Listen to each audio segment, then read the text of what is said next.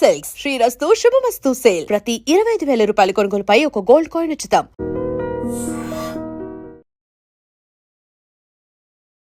Hi hello నమస్తే welcome back to our channel. నేను మీ వైషు. ఈ మధ్య కాలంలో హైదరాబాద్లో ఒక సమ్మిట్ జరిగింది, భారత్ ఫ్యూచర్ సిటీ అని చెప్పేసి.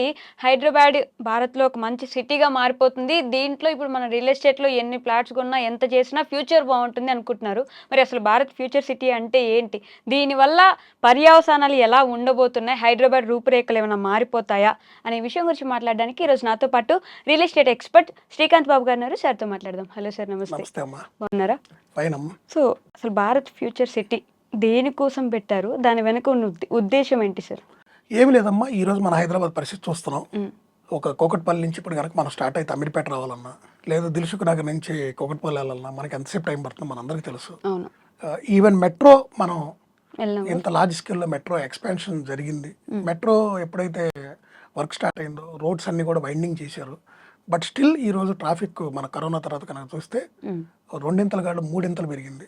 సో వీటన్నిటిని దృష్టిలో పెట్టుకొని, భవిష్యత్తు అవసరాలను దృష్టిలో పెట్టుకొని, నెక్స్ట్ జనరేషన్స్ని దృష్టిలో పెట్టుకొని డెఫినెట్గా మనం కొత్త నగరాన్ని అయితే మనం నిర్మించుకోవాలి.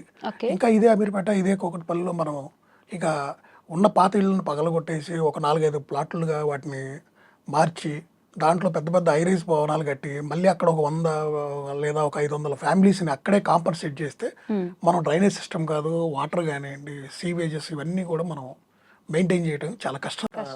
వర్షం పడితే ఎలా ఉంటుందో చూస్తున్నాం కదా. ఈ పరిస్థితులు ఎలా ఉన్నాం హైదరాబాద్లో ఈ రోజు మనకి అకాల వర్షం వచ్చే పరిస్థితి ఉంది. సో నెక్స్ట్ 4-5 గంటలు ఎవరు ఇంట్లోంచి బయటికి వెళ్ళొద్దు, లేదా ఆఫీసులోంచి బయటికి వెళ్ళొద్దు అని ముందే హెచ్చరిస్తున్నారు. అంటే అలాంటి పరిస్థితులు మనం ఉన్నాం. సో ఇవన్నీ ఏంటంటే మనకి ఒక మేలుకొల్పు లాంటివి. సో భవిష్యత్తులో ఇంక ఇలాంటి ప్రాబ్లమ్స్ ఇంకెన్నో రాబోతున్నాయి. సో అందుకని ఏంటంటే ఖచ్చితంగా కూడా బయట అంటే మనకి ఏదైతే ఇప్పుడు సిటీ అంటే ఏదో ఈ అమీర్పేట, ఈ కొండాపూరు, ఇవే ఈ దిల్సుఖ్ ఇవనే కాకుండా కొంచెం బయటికి వెళ్ళి, అవుటర్ బయటికి వెళ్ళి అక్కడ ఇంకొక మనం కొత్త నగరం అంటే నగరం అంటే ఏం లేదమ్మా, ఒక గవర్నమెంట్ ఈరోజు ఏం చెప్తుంది, ఒక 30,000 ఎకరాల్లో ఒక future city, Bharat future city మనం నిర్మించుకుందాం. సో అసలు అక్కడ ఆ నగరాన్ని మనం నిర్మించుకోవాలంటే ముందు అక్కడ కొన్ని కంపెనీలు, వాటికి సంబంధించిన వాటిలో పనిచేయడానికి ఎంప్లాయ్మెంట్ ఇవన్నీ స్టార్ట్ చేస్తే ఇక స్లోగా ఏం చేస్తారు, ఇప్పుడు అక్కడ ఒక కంపెనీ వచ్చిందమ్మా, 10,000 మందికి ఉద్యోగాలు వచ్చినాయి. వాళ్ళు రోజు హైదరాబాద్, ఇప్పుడున్న ఈ హైదరాబాద్ నుంచి అయితే రోజు వెళ్ళరు కదా. సో ఆ చుట్టుపక్కల ఆ దగ్గరలో వాళ్ళకి స్కూల్స్ ఏంది, కాలేజెస్ ఏంది, మనకి బయట చాలా ఇంజనీరింగ్ కాలేజెస్ ఉన్నాయి, మన అందరూ తెలుసు అవుటర్ చుట్టుపక్కల ఎన్ని ఉన్నాయో. సో అట్లా ఇంటర్నేషనల్ స్కూల్స్ వస్తున్నాయి కొన్ని. అలానే ఇప్పుడు ఒక క్రికెట్ స్టేడియం నిర్మించబోతున్నారు అక్కడ. సో ఎప్పుడైతే ఇక్కడ ఎంప్లాయ్మెంట్ ఇవన్నీ స్టార్ట్ అయినాయో, సో ప్రజలు ఏం చేస్తారంటే ఆ చుట్టుపక్కల ఉన్నటువంటి ఆల్రెడీ కొన్ని గ్రామాలు ఉన్నాయి అక్కడ. సో ఆ చుట్టుపక్కల వాళ్ళు అక్కడ కొంత ల్యాండ్ తీసుకొని అక్కడ ఏదైనా వాళ్ళు ఇల్లు నిర్మించుకోవటం, ఒక కాలనీలు నిర్మించుకోవటం. సో ఆటోమేటిక్గా కొన్ని కమర్షియల్ థింగ్స్, ఈ మాల్స్ ఏంటి, సినిమా థియేటర్లు ఏంటి, మన మెడికల్ హాస్పిటల్స్ ఏంటి, విద్యా సంస్థలు ఏంటి, ప్రతిదీ కూడా ఇక సూపర్ మార్కెట్లు ఏంటి, ఆటోమేటిక్గా అక్కడ అందరూ నిర్మిస్తారు. ఎప్పుడైతే ప్రజలు ఎక్కడ ఉన్నారో అక్కడికి వెళ్తారు. సముద్రం కూడా వస్తుంది అంటున్నారు. ఒకప్పుడు మనం సినిమా అంటే ఆర్టీసీ క్రాస్ రోడ్స్కి వెళ్ళేవాళ్ళు, షాపింగ్ అంటే కోటి వెళ్ళేవాళ్ళు. ఇప్పుడు ఈ రోజు ఆ పరిస్థితి ఉందా? లేదు. అవే కోటిలో ఉన్న మాల్స్ అన్ని కూడా కోకట్పల్లిలో ఉన్నాయి, దిల్సుఖ్ నగర్లో ఉన్నాయి, కొండాపూర్లో ఉన్నాయి, అన్ని చోట్ల ఉన్నాయి. సినిమా థియేటర్లు కూడా పరిస్థితి అంతే. ఈరోజు ప్రతి ఏరియాలో అక్కడక్కడ పెద్ద పెద్ద మల్టీప్లెక్స్లు ఉన్నాయి, అన్నీ వచ్చేసినాయి. సో ప్రజలు ఎక్కడుంటే అక్కడ ఆటోమేటిక్గా వాళ్ళకి అవసరమైన నిత్యావసరాలు, ఎంటర్టైన్మెంట్ రిలేటెడ్ కానీ ప్రతిదీ వస్తుంది. సో అందుకని ఏంటంటే ఇప్పుడు ఉన్న సిటీని బేస్ చేసుకొని రోజుకి హైదరాబాద్కి వచ్చే పాపులేషన్, రోజుకి హైదరాబాద్కి కొన్ని వేల మంది వస్తూ ఉంటారు. సో ఈ అన్నిటిని దృష్టిలో పెట్టుకొని, భవిష్యత్తుని దృష్టిలో పెట్టుకొని ముఖ్యంగా ఈ భారత్ ఫ్యూచర్ సిటీ అనేది ఒకటి నిర్మించుకుంటే బాగుంటుంది. నెక్స్ట్ మళ్ళీ ఒక 50 ఏళ్ళు, ఒక 60 ఏళ్ళకి సంబంధించిన నీడ్స్, ప్రజల అవసరాలను కూడా మనం తీర్చగలం, బేసిక్ అవసరాలు అని. ఇప్పుడు అక్కడ ఏం చేస్తున్నారు, అవుటర్ రింగ్ రోడ్ నుంచి next upcoming regional ring road, వీటి రెండింటి మధ్య ఉన్న డిస్టెన్స్ 30 కిలోమీటర్లు. ఈ 30 కిలోమీటర్ల పరిధిలో ఒక 30,000 ఎకరాల్లో ఈ భారత్ ఫ్యూచర్ సిటీని ప్లాన్ చేశారు. ఇప్పుడు ఆల్రెడీ అక్కడ ఒక స్కిల్ యూనివర్సిటీకి మన ల్యాండ్ ఇచ్చారు, అది కన్స్ట్రక్షన్ జరుగుతుంది. రీసెంట్గా అక్కడ ఒక సబ్మిట్ పెట్టారు, ఇన్వెస్ట్మెంట్ సబ్మిట్. సో అది కూడా సక్సెస్ అయింది. సుమారు ఒక 3 లక్షల కోట్లకు సంబంధించిన ఎంఓఏలు జరిగినాయి. సో ఇప్పుడు ఎంఓఏలు జరిగినాయి కాబట్టి నిదానంగా వాటి పర్మిషన్స్ తీసుకుంటారు. ఇప్పుడు అక్కడి నుంచి ఫారిన్ నుంచి వాళ్ళు ఇన్వెస్ట్మెంట్స్ ఇక్కడికి మార్చుకొని ఇక్కడ మళ్ళీ కంపెనీలు ఫ్లోట్ చేసుకొని వాళ్ళు ఇక్కడ వాళ్ళు అనుకున్న ప్రాజెక్ట్ రిపోర్ట్స్ అన్ని అప్రూవల్ తెచ్చుకొని ఇక్కడ మళ్ళీ వాళ్ళు నిర్మాణాలు చేపట్టి తర్వాత ఎంప్లాయ్మెంట్ జనరేట్ అయ్యి ప్రొడక్షన్ స్టార్ట్ చేసి ఇట్లా ఇది ఒక ప్రాసెస్ అనమాట. అభివృద్ధి అంటే దీని అంతకు ఏంటంటే కొంత టైం పట్టిద్దమ్మా. ఏదో భారత్ ఫ్యూటీ సిటీ వచ్చిందనగానే ఇక అసలు ఏదో జరిగిపోయింది ఇంకా ఒకేసారి మనది భూమి ఎక్కడికో వెళ్ళిపోతుంది అనేది కాదు. కాదు. It will take time. Okay. కానీ ఇది ఒక మంచి అంటే ప్రభుత్వం తీసుకున్నటువంటి అంటే ప్రభుత్వం ఏదైతే భవిష్యత్తు గురించి ఆలోచించి వాళ్ళు ఏదైతే ఇట్లా భారత్ ఫ్యూచర్ సిటీ ప్లాన్ చేద్దామని వాళ్ళు తీసుకున్న ఒక నిర్ణయం ఏంటంటే డెఫినెట్గా అందరూ స్వాగతించాలి. ఓకే. ఎందుకంటే ఇది మన భవిష్యత్తు, మన పిల్లల అవసరాలను దృష్టిలో పెట్టుకొని. ఇప్పుడు ఎవరు అనుకున్నారమ్మా ఆ రోజు ఒక 20 సంవత్సరాల క్రితం ఎవరన్నా చందానగర్ బాచుపల్లి ఇంత డెవలప్ అవుతాయి అని ఎవరన్నా అనుకున్నారా? లేదు. ఎవరన్నా అనుకున్నారు? అలానే ఎల్బీ నగర్ అంటే ఎక్కడ ఉండేది ఒకప్పుడు, ఈరోజు ఎల్బీ నగర్ ఏంటమ్మా, ఎక్కడ హైత్ నగర్.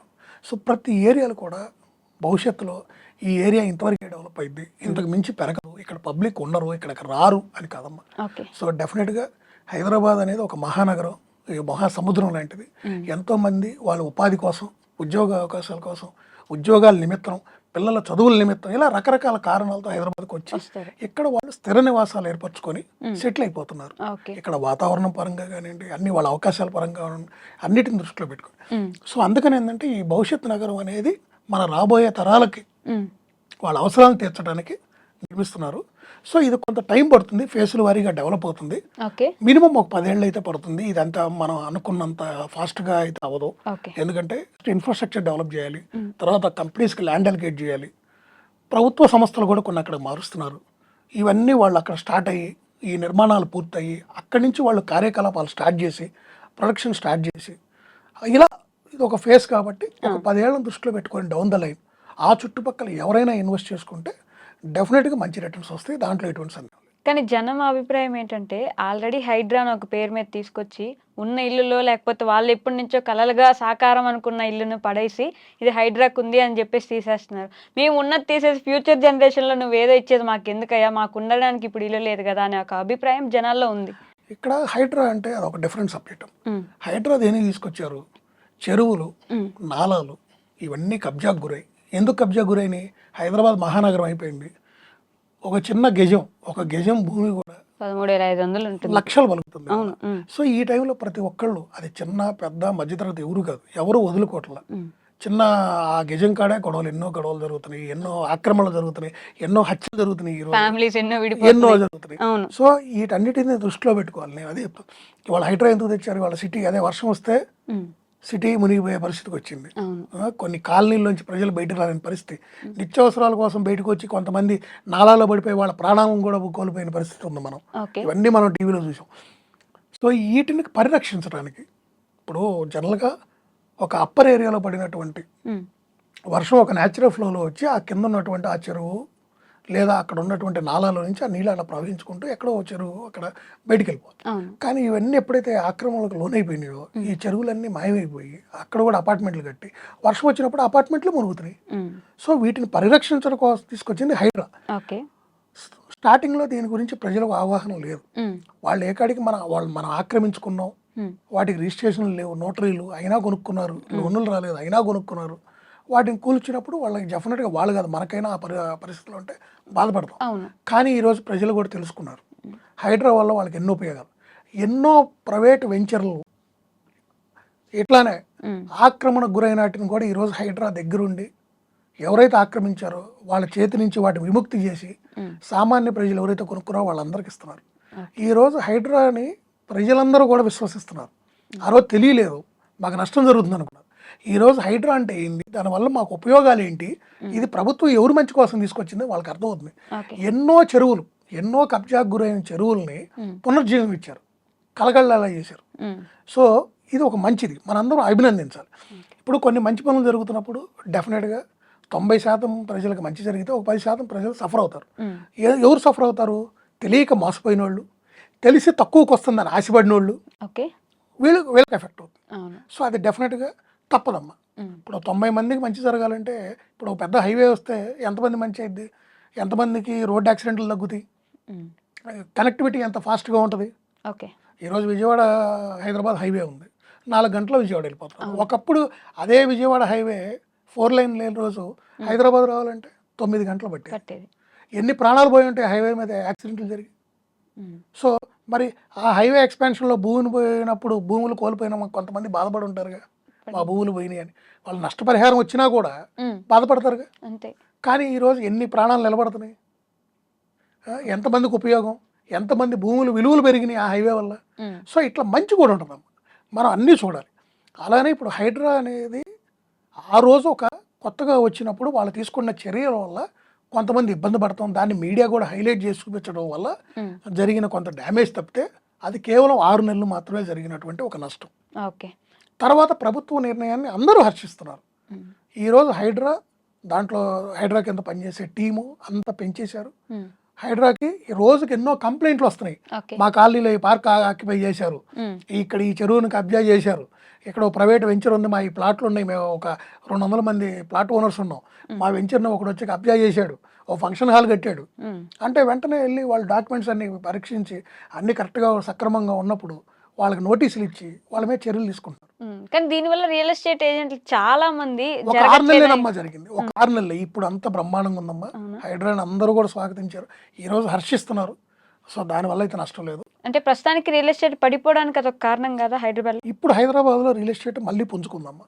మొన్నటిదాకా స్తబ్దతగా ఉన్న రియల్ ఎస్టేట్ అంటే 10 సంవత్సరాల తర్వాత ప్రభుత్వం మారటం, కొత్త ప్రభుత్వం రావటం, వచ్చిన వెంటనే వాళ్ళు సిటీని డెవలప్ చేయడం కోసం వాళ్ళు తీసుకున్న కొన్ని నిర్ణయాల్లో భాగంగా వాళ్ళు తీసుకొచ్చిన హైడ్రా వీటి గురించి అర్థం కాక ఒక 6 నుంచి 8 నెలలు ప్రజలు కొంత ఇబ్బంది పడ్డారు, ఒక డైలమాలో ఉన్నారు.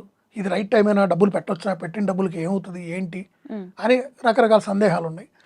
ఈ రోజు వాళ్ళకి ఆ సందేహాలకి సరైన సమాధానాలు బయటకు వచ్చినాయి. రోజు మన పేపర్లో చూస్తున్నాం. మళ్ళీ హైదరాబాద్ ఇప్పుడు మనం జరిగిన సమ్మిట్ చూసారు, ఎంత అద్భుతంగా జరిగింది ఇన్వెస్ట్మెంట్స్ పరంగా. అంటే ప్రజలకు కూడా అర్థమైంది ప్రభుత్వం ఏం చేయబోతుంది, ప్రభుత్వం ఎలాంటి చర్యలు తీసుకుంటుంది, ఎవరి కోసం తీసుకుంటుంది, ఎవరికి మంచి జరుగుతుంది, ఒక ఆ హైడ్రా అనేది ఫామ్ చేసి దాన్ని పెట్టిన అధికారి ఏంటి, అతను ఎంత సమర్థుడు. అలానే ఇప్పుడు నిన్న భారత్ ఫ్యూచర్ సిటీ అన్నారు, అది కేవలం ఒక మాట అంటాం కాదు, అంటే దీనివల్ల ఆ తర్వాత వాళ్ళు తీసుకున్న చర్యలు. ఫర్ ఎగ్జాంపుల్ ఇప్పుడు భారత్ ఫ్యూచర్ సిటీ అన్నారమ్మా, దాంట్లో ఫస్ట్ స్కిల్ యూనివర్సిటీకి ల్యాండ్ కేటాయించారు, అవునా? దానికి ఎవరిని చైర్మన్ గా పెట్టారు? ఆనంద్ మహీంద్ర గారిని చైర్మన్. ఆయన ఎలాంటి వ్యక్తి, ఎలాంటి ప్రొఫైల్ ఉన్నాయి. సో దాన్ని ఆయన ఎంత స్పీడ్గా కంప్లీట్ చేయగలడు, ఎంత అద్భుతంగా అది సక్సెస్ అయ్యే విధంగా చేయగలడు ఆయన మేధోశక్తితో, ఇవన్నీ ప్రజలు గమనిస్తారుగా. ఇప్పుడు ఏదో ఒకటి కడతాం వేరు, దానికి పలానా వ్యక్తి చైర్మన్. సో ఆయనకి ఎన్ని సంస్థలు ఉన్నాయి, ఎన్ని ఇండస్ట్రీస్ ఉన్నాయి, సో ఎంతమందికి ఉద్యోగ అవకాశాలు కూడా కల్పించగలడు. ఆ స్కిల్ యూనివర్సిటీ చదువుకున్న రేపు దాంట్లో విద్యార్థులు అవుట్కమ్ వచ్చే విద్యార్థులకి ఎన్ని ఉద్యోగాలు కూడా ఆయన కల్పించగలడు. సో అంటే ప్రభుత్వం ఎంత తెలివిగా ఆలోచించి వాళ్ళు తీసుకున్న నిర్ణయాలు ఎలా ఉంటాయి ఎన్ని ప్రజలు గమనిస్తారమ్మా. ఏదో టెంపరీగా అంటే ఎప్పుడైనా ఒక కొత్త డెసిషన్, ఒక కొత్త పాలసీ వచ్చినప్పుడు అది అర్థం అవ్వాలి, ప్రజలకు అర్థమయ్యే విధంగా చెప్పాలి. ఆ ప్రాసెస్లో ఏమవుతుంది, అది కొంత కన్ఫ్యూజన్ కూడా డెఫినెట్గా ఉంటుంది. అది నేను చెప్పింది. ఫస్ట్ ఒక 6 నుంచి 8 నెలలు ప్రజలు చాలా సతమతమయ్యారు. ఈవెన్ ఒకసారి మీ ఇంటర్వ్యూలో కూడా నేను చెప్పాను, ప్రజలకు ఇంకా అర్థం కావట్లేదు హైడ్రా గురించి, దీని పూర్తి స్థాయిలో హైడ్రా అంటే ఏంటి, అసలు ప్రభుత్వం ఎందుకు తీసుకొచ్చింది, దీని గురించి ప్రజలకు అర్థమయ్యే విధంగా కూడా చెప్పగలగాలి. ఇది చాలా మంచిది, భవిష్యత్తులో ప్రజలు దీన్ని హర్షిస్తారని కూడా నేను చెప్పాను. డెఫినెట్గా ఇప్పుడు మీకు అదే చెప్తున్నాం. ఫ్యూచర్ సిటీలో గవర్నమెంట్ ఏదైతే ప్లానింగ్ తీసుకుంటుందో 100 అడుగుల రోడ్లు ఏంటి, 80 అడుగుల రోడ్లు ఏంటి, ఇప్పుడు అవుటర్ టు అటు రీజనల్ రింగ్ రోడ్ని కనెక్ట్ చేయడానికి ఒక 330 ఫీట్ రోడ్డు వేస్తున్నారు. దాని కాన్సెప్ట్ కూడా చాలా అద్భుతం. ఒక గ్రీన్ ఫీల్డ్ రోడ్డు 330 ఫీట్తో వేస్తూ దాంట్లోనే మళ్ళీ మెట్రోకి కూడా స్పేస్ ఇస్తూ మెట్రోకి అప్ టు ఫ్యూచర్ సిటీ వరకు మెట్రోని కనెక్ట్ చేస్తున్నారు. సో ఇవన్నీ ఏంటంటమ్మా, ఇది ఒక ప్లాన్. ఈ ప్లాన్ అనేది ఒక ఓవర్ నైట్ అయితే ఎగ్జిక్యూట్ ఎవరు చేయలేదు, ఒక ప్రాసెస్, ఒక టైం పడుతుంది. కానీ డెఫినెట్గా వీళ్ళు వేసిన ఈ ప్లాన్ మాత్రం హైదరాబాద్ భవిష్యత్తుకి, అసలు హైదరాబాద్లో ఎవరైతే ఉంటున్నారో లేదా హైదరాబాద్లో ఇక్కడ ఎవరైతే స్థిరపడాలనుకుంటున్నారో లేదా ఇక్కడ ఇన్వెస్ట్ చేయాలనుకున్న వాళ్ళకి మాత్రం ఇది సువర్ణ అవకాశం. హైదరాబాద్ రూపురేఖలు మారిపోబోతున్నాయి. హైదరాబాద్ ఒక పెద్ద, ఇంకా పెద్ద మహానగరం, ఇది ఆల్రెడీ మహానగరం, ఇంకా అతి పెద్ద మహానగరంగా అవతరించబోతుంది. డెఫినెట్ గా సక్సెస్ అవుతారు, దాంట్లో ఎటువంటి ఉంది. ఇప్పుడు చంద్రబాబు నాయుడు గారిది కూడా మనం ఇంతకుముందు చాలా సార్లు చూసాం. ఆయన విజన్ 2020 ఇలాంటివి చెప్పినప్పుడల్లా అందరూ హాస్యాస్పదంగా కూడా అనుకునే వాళ్ళు చాలా మంది. ప్రతి దానికి ఒక విజన్ ఉండాలమ్మా. ఇప్పుడు ఆ పార్టీ ఈ పార్టీ అని కాదు, ఎవరైనా సరే వాళ్ళొకళ్ళు ఒక ప్లాన్ చేసినప్పుడు ఏమవుతుందంటే దాని ఫలితాలు వెంటనే కనపడం. It will take time. అలాంటి ఇప్పుడు వాళ్ళ కాంగ్రెస్ గవర్నమెంట్ తీసుకున్న ఈ ఫ్యూచర్ సిటీ నిర్మాణం ఏ చుట్టుపక్కల కానీ గజం ఎంత ఉంది, 50,000 తక్కువ ఎక్కడ ఉన్నాం అవుటర్ కానుకొని. అది ఎప్పుడైనా ఫ్యూచర్ను దృష్టిలో పెట్టుకొని మనం ఈ రోజు ఇన్వెస్ట్ చేయాలి. ఈవెన్ ఇవాళ ఒక ఉద్యోగస్తున్నాడు, ఒక వ్యాపారస్తున్నాడు, భవిష్యత్తును దృష్టిలో పెట్టుకొని వాళ్ళు సేవింగ్స్ చేస్తారు. ఓకే. ఒక వ్యాపారస్తుడు కూడా తన వ్యాపారం ఎలా విస్తరిస్తాడు, భవిష్యత్ అవసరాలను దృష్టిలో పెట్టుకొని లోనులు తీసుకొని తన సొంత పెట్టుబడులు పెట్టి దాన్ని ఒక ప్లాన్ ప్రకారం విస్తరించుకుంటూ వెళ్తాడు. అలా ఉద్యోగస్తుడు కూడా సేవింగ్స్, భవిష్యత్తులో తనకున్న పిల్లలు వాళ్ళ చదువులేంది ఇవన్నిటిని దృష్టిలో పెట్టుకొని తన రిటైర్మెంట్ తర్వాత భవిష్యత్తు గురించి, రేపు పిల్లలను ఉన్నత చదువులకు బయటికి పంపించడం కాదు, ఇలా వీళ్ళు ఇన్వెస్ట్ చేసుకుంటూ ఉంటారు. ఒక 5 సంవత్సరాల 10 సంవత్సరాల 20 సంవత్సరాలు. సో డెఫినెట్గా ఎవరైతే మధ్యతరగతి వాళ్ళైనా, ఎగువ మధ్యతరగతి వాళ్ళైనా, బిజినెస్ పీపుల్ ఎవరైనా సరే ఇన్వెస్ట్ చేసుకోవడానికి ఇదే రైట్ టైం. ఫ్యూచర్ సిటీని దృష్టిలో పెట్టుకొని ఇన్వెస్ట్ చేసుకుంటే వాళ్ళు భవిష్యత్తులో రాబోయే 10 ఏళ్లలో చాలా మంచి రిటర్న్స్ చూస్తారు. సో ఫ్యూచర్ సిటీ వల్ల 100% అంటే మంచే, కానీ దానివల్ల నష్టం ఏం లేదు. ఓకే. ఉపాధి వచ్చే అవకాశం ఉందంటారు ఎవరికి? ఖచ్చితంగా అమ్మా. వాళ్ళ ప్లానింగ్ అదే, మొన్న సమ్మిట్ అదేనమ్మా. సుమారు 3 లక్షల కోట్లకు సరే ఎంఓఏలు జరిగినాయి. అంటే అరౌండ్ డెఫినెట్గా ఒక 1,00,000 మంది దాకా డైరెక్ట్ ఆర్ ఇండైరెక్ట్ ఎంప్లాయ్మెంట్ వస్తుంది. సో ఇవన్నీ టైం పడుతుంది అనమాట. అంటే ఒకేసారి 1,00,000 మందికి రేపు పొద్దున ఉద్యోగాలు వచ్చేవి. ఒక ప్రాసెస్, ఒక 2 ఏళ్లలో ముందు ఒక 20,000 మందికి వస్తాయి, తర్వాత ఇంకొక 20,000 అట్లా పెరుగుతూ వెళ్తాయి ఆ కంపెనీలు విస్తరించుకునే ఇదిని బట్టి. ఎన్ని సంవత్సరాలు పట్టొచ్చు అంటారు ఈ ఫ్యూచర్ సిటీ ఒక 10 ఏళ్ళు అయితే మినిమం పడుతుందమ్మా. ఎందుకంటే అక్కడ అక్కడ వాళ్ళు వేయిపోతున్నాయి, మొత్తం ఇన్ఫ్రాస్ట్రక్చర్ డెవలప్మెంట్ జరగాలి. ఆ ఇన్ఫ్రాస్ట్రక్చర్లో భాగంగా ఈ రోడ్స్ ఇవన్నీ బిల్డప్ చేయాలి. అన్ని గ్రీన్ ఫీల్డ్ రోడ్స్, అన్ని కొత్తగా నిర్మించే రహదారులు. సో ఇవన్నీ కొంత టైం టేకింగ్, కానీ అద్భుతంగా ఉంటుంది. ఇప్పుడు మెట్రో వేశారు, మనం చూసాం, ఎన్ని సంవత్సరాలు పట్టింది. కానీ ఈరోజు మెట్రో వల్ల మనం ఈ విధంగానే కూర్చొని వాళ్ళు మాట్లాడుకోగలుగుతున్నాం అంటే మెట్రో ఉండబట్టే కదా. లేదంటే ఇంకా ట్రాఫిక్ కష్టాలు ఇంకే విధంగా ఉండే హైదరాబాద్కి. సో ఇట్లా ప్రతిదీ అది ఏదైతే ఏదైతే రేపు భవిష్యత్తులో భవిష్యత్ అవసరాలను దృష్టిలో పెట్టుకొని ఏ నాయకుడైనా సరే ఈ రోజు ఒక ప్లాన్ అధికారులతో మాట్లాడి ఒక ప్లాన్ చేసుకొని ఆ ప్రకారం నగరాన్ని డెవలప్ చేసుకుంటూ విస్తరించుకుంటూ వెళ్తే డెఫినెట్గా ఆ నగరం అద్భుతంగా డెవలప్ అయింది, క్లీన్గా ఉంటుంది, పొల్యూషన్ ఉంటుంది అక్కడ. ఆ నాయకుడికి, ఆ పార్టీకి కూడా మంచి పేరు వస్తుంది. రానున్న రోజుల్లో హైదరాబాద్ ఫ్యూచర్ ఎలా ఉండబోతుంది దీనివల్ల? అద్భుతంగా ఉండబోతుందమ్మా, దాంట్లో డౌట్ లేదు. హైదరాబాదులో ఎవరైతే ఇక్కడ స్థిరపడ్డారో వీళ్ళు ఎవరు కూడా వెనక్కి వెళ్ళే పరిస్థితి లేదు. కొత్త వాళ్ళు వచ్చి స్థిరపడిన వాళ్ళు ఇక్కడే మళ్ళీ పెళ్ళిళ్ళు చేసుకోవడం, వాళ్ళ పిల్లలు, వాళ్ళ చదువులు, మళ్ళీ వాళ్ళ తల్లిదండ్రులు తెచ్చుకోవడం ఇక్కడే. ఈ విధంగా ఎప్పుడైతే ప్రజలందరూ స్థిరపడుతూ మళ్ళీ అనునిత్యం కొత్త వాళ్ళు హైదరాబాద్కి వాళ్ళ వ్యాపారం ఉద్యోగాలకు రావటం, సో ఇలా జరుగుతున్నప్పుడు, ఇంత ప్రాసెస్ జరుగుతున్నప్పుడు సిటీ ఎక్స్పాండ్ కాకుండా ఏమవుతుంది? అంటే బెంగళూరు, ముంబై లాంటి సిటీస్ కూడా మంచి మంచి సిటీస్ ఉన్నాయి. వాటికన్నా ఈ రోజు వేగంగా అభివృద్ధి చెందుతుంది Hyderabad. Okay sir, thank you.